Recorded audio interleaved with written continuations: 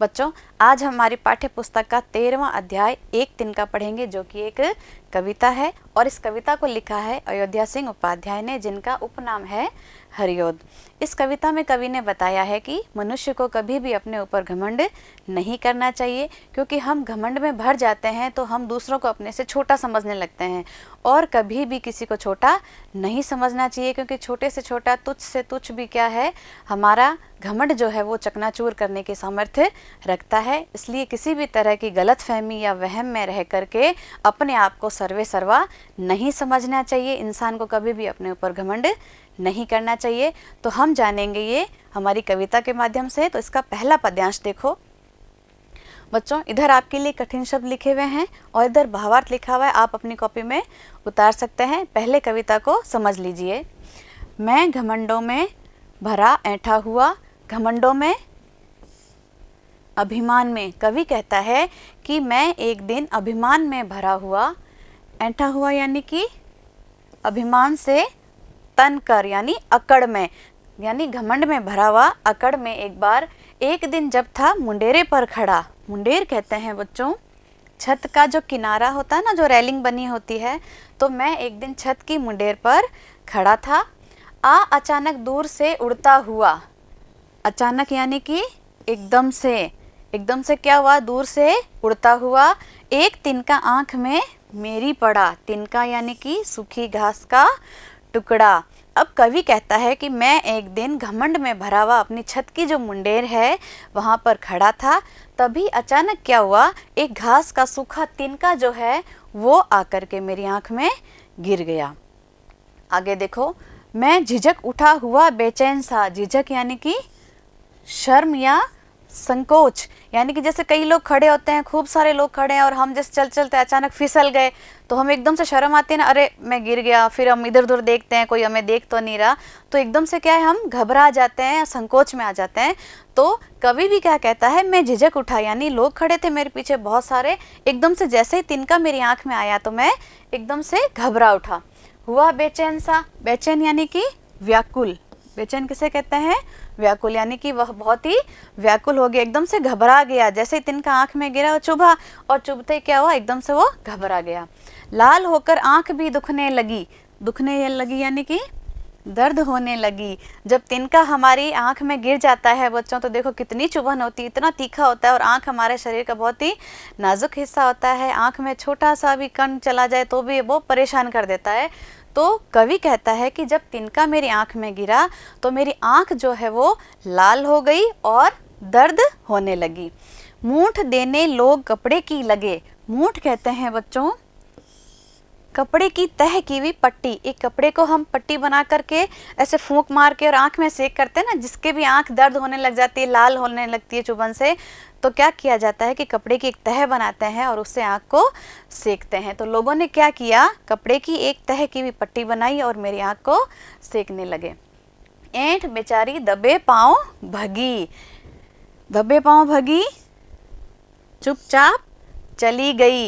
यानी तिनका जब मेरी आंख में चुभ रहा था, मेरी आंख लाल हो गई थी, दर्द हो रही थी, लोग क्या है कपड़े की मूठ बना रहे थे, उस समय क्या है मेरा जो घमंड था वो पता नहीं कहाँ चला गया। यानी कि मैंने उसके बारे में सोचना बंद कर दिया, मैं सिर्फ उस दर्द से तड़प रहा था। यानी कि एक छोटा सा जो तिनका है उससे वो तिलमिला उठा।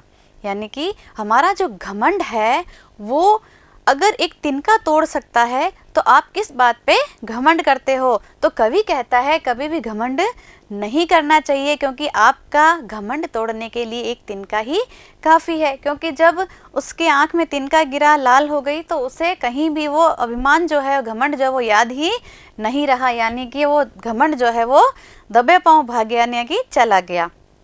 आगे देखो, जब किसी ढब से निकल तिनका गया। ढब से यानी कि तरीके से, कैसे भी करके, कपड़े से, जैसे भी करके उसकी आंख से धीरे से तिनका निकल गया। तब समझ ने यूं मुझे ताने दिए।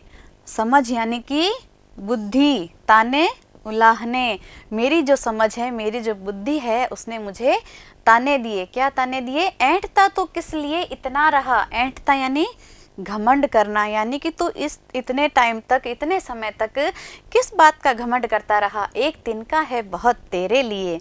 यानी एक तिनका भी जो है वो तेरे घमंड को तोड़ने के लिए काफ़ी है। यानी एक तिनके से तो तिल मिला उठा तो तू किस बात का घमंड करता है। बच्चों, आपने पंचतंत्र की वो कहानी तो पढ़ी होगी, चींटी और हाथी वाली। हाथी जो था बहुत ही शैतान था, वो लोगों को नुकसान पहुंचाता था, मारता था, परेशान करता था, भगाता था इधर उधर। एक बार क्या हुआ कि चींटी जो है वो छोटे छोटे दाने इकट्ठे कर रही थी अपने परिवार के लिए और अपने घर में जमा कर रही थी। हाथी ने उसको देखा, हाथी ने पूछा, चींटी तू क्या कर रही है? तो उसने कहा, मैं मेरा भोजन इकट्ठा कर रही हूँ अपने परिवार के लिए। उसको शरारत सूझी, उसने अपनी सूंड में पानी भरा और चींटी का जो घर था उस पर उस पानी को डाल दिया। उससे चींटी का जो खाना था, भोजन था, वो सारा ही खराब हो गया और उसका घर जो था वो टूट गया। तब चींटी को बहुत क्रोध आया। चींटी ने सोचा कि ये अपने आप को पता नहीं क्या समझता है, खाली परेशानी करता रहता है औरों को। तो उसको एक तरकीब सूझी। एक दिन हाथी जब पानी पी कर के वहाँ पास में सो रहा था तो चींटी जो है चुपके से उसकी सूंड में घुस गई और सूंड में घुस करके उसने अंदर काटना शुरू कर दिया। तो जब चींटी ने उसकी सूंड में काटना शुरू किया तो हाथी जो था वो दर्द से तड़प उठा, बुरी तरह से चीख उठा। तब चींटी जो है बाहर आई और हाथी को बोली कि क्या हुआ, तू तो बड़ा घमंड करता था, अपनी शक्ति पे, अपनी ताकत पे बड़ा घमंड था, एक चींटी से तू डर गया। तब हाथी को समझ आई बात कि मैं इतने दिन अपनी ताकत का जो है गलत इस्तेमाल कर रहा था। उसके बाद हाथी ने उससे माफ़ी मांगी और कहा कि आज के बाद मैं कभी भी कोई शरारत नहीं करूँगा। चींटी ने उसे समझाया कि तेरी जो ताकत है उसको लोगों की भलाई में लगाओ, ना कि लोगों को तंग करने में या परेशान करने में। तो इस तरह से चींटी ने उसको सबक सिखाया और उसका घमंड जो है दूर किया। तो इस कविता से भी हमें यही शिक्षा मिलती है कि कभी भी अपने ऊपर घमंड नहीं करना चाहिए, क्योंकि बच्चों हमने देखा है प्रकृति जो है वो हमें जल देती है, हवा देती है, रोशनी देती है, हमें सब कुछ प्रकृति से जो मिला हुआ है, प्रकृति ने कभी भी उस पर घमंड नहीं किया है। उल्टे प्रकृति का तो नियम है, जितना ज़्यादा साधन संपन्न होती है उतना ही वह विनम्र हो जाती है। जैसे कि कोई पेड़ है, वो जैसे ही फल लगते हैं वो फलों से भर जाता है तो पेड़ नीचे की ओर झुक जाता है, यानी कि उसके अंदर कौन सा भाव आ जाता है, विनम्रता का। वह और ज़्यादा शालीन हो जाता है और सभ्य हो जाता है। तो सज्जन लोग होते हैं, उनकी प्रकृति कैसी होती है कि जैसे ही वो साधन संपन्न होते हैं वैसे वैसे उनकी विनम्रता जो है वो बढ़ती रहती है, ना कि कम होती है। तो सज्जन लोग कभी भी घमंड नहीं करते हैं। तो कवि ने भी यही कहा है कि हमें, अगर हम साधन संपन्न है तो हमें और विनम्र होना चाहिए। हमारी जो संपन्नता है, हमारी जो शक्ति है, उसे हमें लोगों की भलाई में ही लगाना चाहिए, ना कि घमंड करना चाहिए। तो हमारा अध्याय यहीं पर समाप्त होता है।